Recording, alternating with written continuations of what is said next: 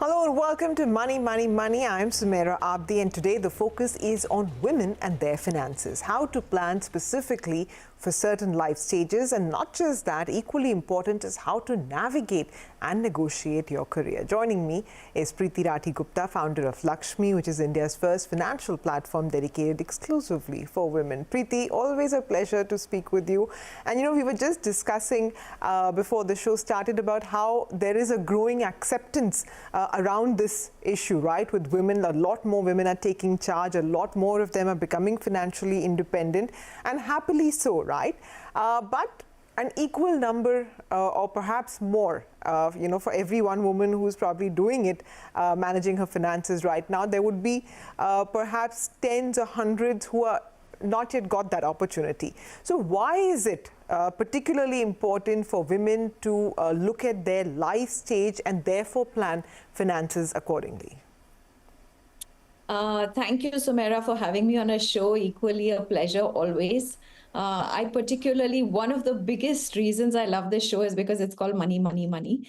And I think this is something that we should encourage women to say these words very often. We shy away from saying them because of our social conditioning. So it's always a pleasure. And I think with respect to your question, look, in Lakshmi, we've actually, we have today about 100,000 plus women on the platform. And when we speak to them, we realize that the biggest bottleneck for women in creating wealth or at least having financial equality is essentially the life stages that they go through. Whether it is getting married, whether it is having a child. COVID showed us where women had to take a back step when it came to, taking the onus of family responsibility. So all of these really affect their earning capabilities. And then, of course, there are, several other parameters. For example, women reach their career peak by the age of 40, whereas men continue to grow in their careers till they're at the age of 50. So even the ability to earn or the span to earn is far lesser when it comes to women. We actually did a study, very interesting study, Sumaira, where we spoke about where we actually measured that if a man and a woman are in the same industry when they begin their career at the same level, and we particularly spoke about the tech industry because we are so deeply embedded there, we realized that women, by the time they retired, had actually 1/10 the amount of wealth, or they had been able to create 1/10 the amount of wealth that men were able to create. That's the sort of huge disparity, right? And therefore, women need to take into account that these life stages or these, stages where they might have to take a back step or where the earning reduces, this will happen. And this will, in effect, it will affect their financial security, the ability of wealth creation. For example, you have a child, right? You take a maternity break. Have you really planned for your financial independence even during that time?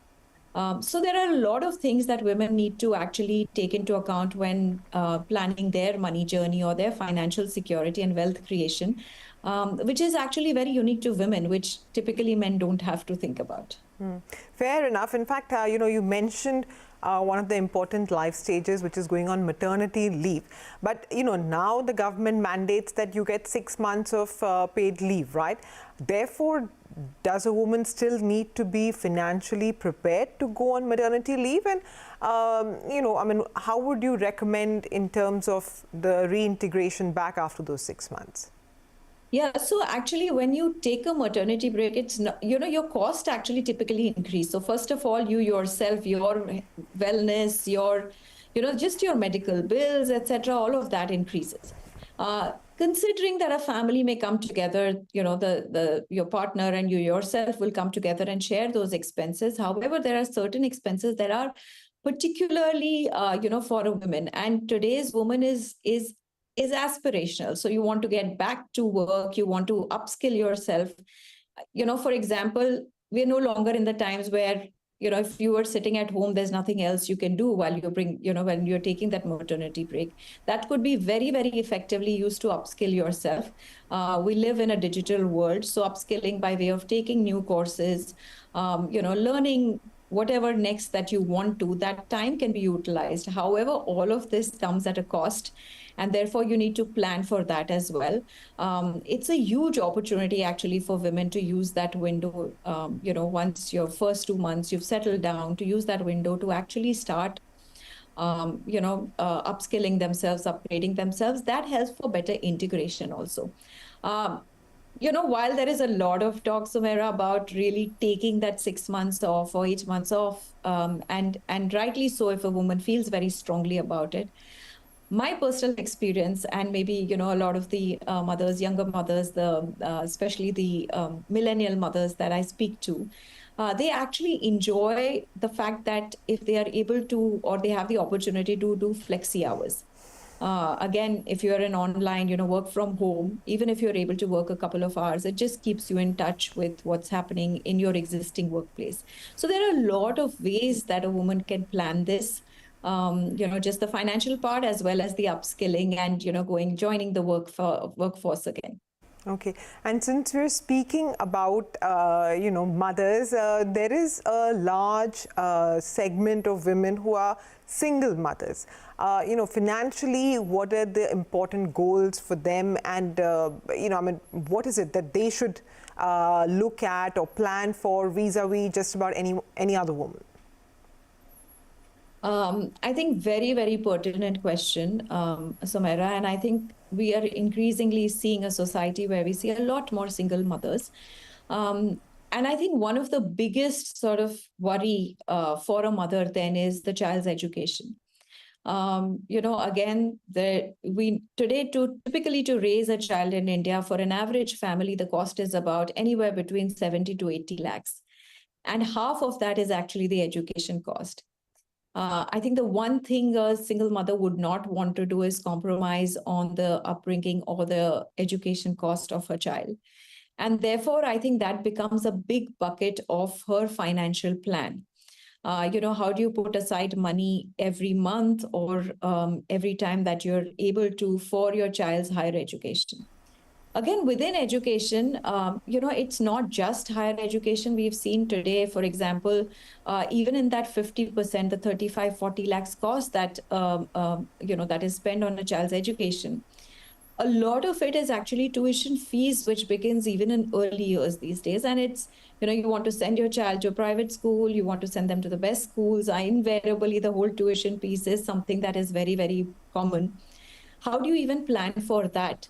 And therefore, for example, in Lakshmi, we've actually created a child's education fund. What it does is it allows you to put aside money, use that because, the child education loan, business is really become very large because of this. So if you can use that as a collateral to really borrow for the child's early education, if needed, then it just makes your cost of borrowing much lower. And all the while you're not breaking your savings and you're really creating a fund which can then suffice for higher education. But it's very important for a woman to plan this. And it's not just about your child. It's also about your own, there are certain things that you need to do as a mother. For example, do you have the right safety nets? Because if the child is dependent just on you or your source of income, have you created the right safety nets, whether it is an emergency fund that you've made sure you have, taking the right insurance, which a lot of, by the way, we did this survey, the Lakshmi Women and Money Power survey, where we found that almost 60% women in our country have no insurance, no health insurance and no term or life insurance. Health insurance is very, very important for every woman, every person to take. But a woman even more so, and a single mother even more important. So having, the right safety nets that are created, and the ability to then create a financial plan, which then allows you to put your money into asset classes like equities, because you already have these safety nets. So I think that planning gets even more rigorous for a single mother. And thankfully, we have all these tools today where she can efficiently use them to, do this journey. Okay, and Preeti, the other big goal for just about anyone is retirement planning. Is it significantly different for women and men? Absolutely, Samira. Like I said, so first of all, let's look at a little bit in terms of the statistics, right? Um, Women typically outlive men on an average by 4 to 5 years, which means a longer retirement. Like I explained before, by the time they retire, they actually tend to retire with a lesser corpus because of the money choices that they've made. Typically, women put money, all their savings into asset classes which are not beating inflation, and therefore the growth of that money is not enough to sort of take them through the retirement. So definitely, I think women need to look at that retirement planning far more aggressively and early on, as soon as they start earning their money. Unfortunately, again, as per our survey, less than 2% women are even saving. I'm not even talking of investing, but even saving for their retirement. So the dependence on a partner or a parent or a child is very, very high. And in today's day, that is not something that you can really go by. So it is very important for a woman to start her retirement planning as soon as she starts earning, or as soon as she started saving some amount of money, beginning small, putting that money into, whether it's doing SIPs into equities so that you're able to beat inflation. As well as, once again, the importance of creating these safety nets. The first thing we advise women is create an emergency fund, get your insurance in place, and then start building your retirement fund. Emergency funds and retirement fund are two very, very important financial goals that every woman should have. And unfortunately, this is somewhere that women are really lagging behind. All right, Preeti, but it's heartening that a lot more people are talking about it. At least that conversation at least has started. A quick break. Preeti will continue to stay on with us, and on the other side, we'll talk about not just how to financially plan for various life stages, but how to earn more, how to maximize your career opportunities. All of that is lined up next. Stay tuned.